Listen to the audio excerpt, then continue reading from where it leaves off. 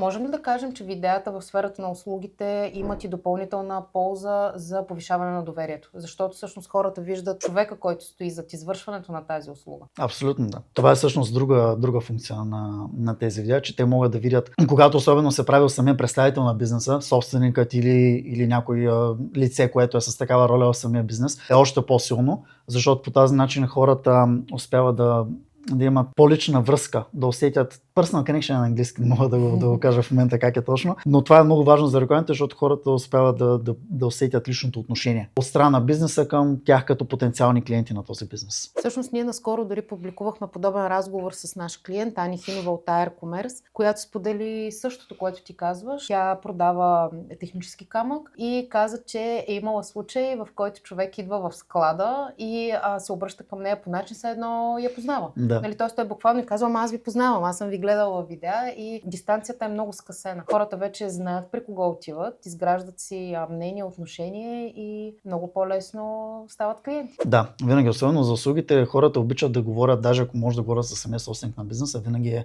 съвсем по-топло се усеща цялата връзка и цялата комуникация, което пък води до по-високо ниво на доверие в самия бизнес и съответно по-доволни клиенти. Много добра симбиоза.